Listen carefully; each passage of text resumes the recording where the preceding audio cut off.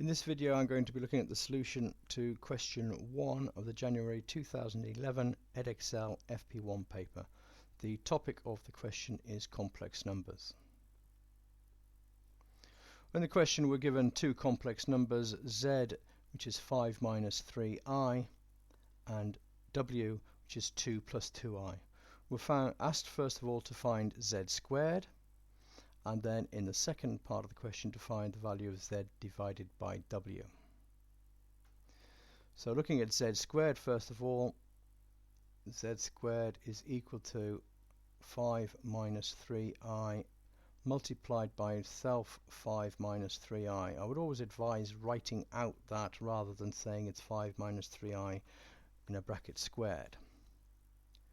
The real part of the number comes from the 5 multiplied by the 5, so 5 squared,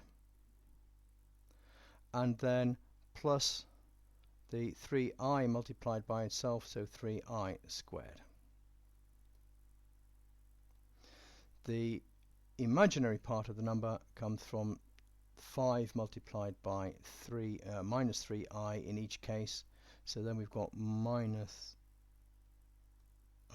2 times 5 multiplied by 3i.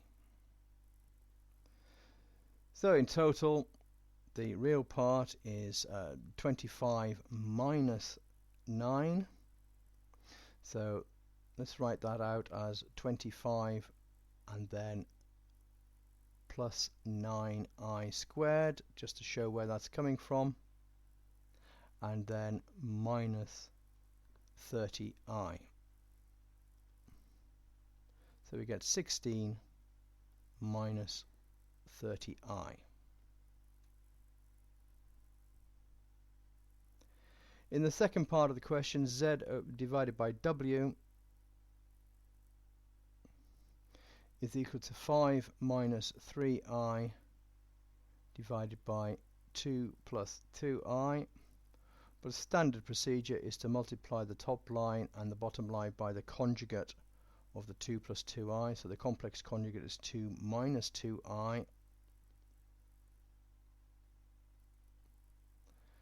And then multiplying the top line again, the real part comes from the 5 multiplied by the 2, which is 10, and plus 6i squared.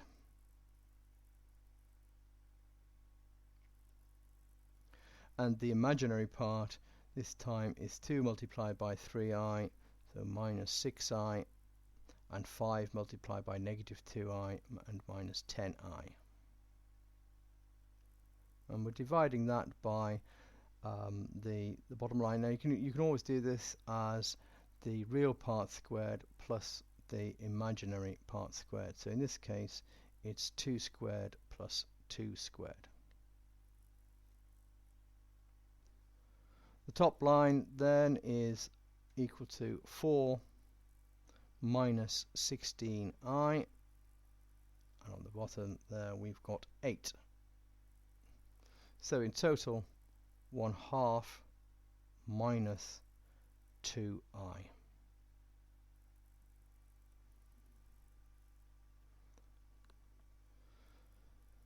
The marking for that, there was a method mark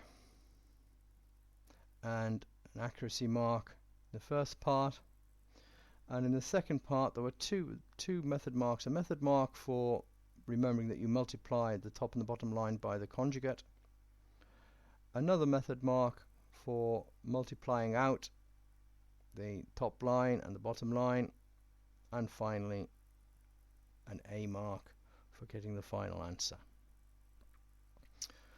That's the solution to that question. Solutions to other questions and questions for other modules can be found at www.furthermaths.org.uk.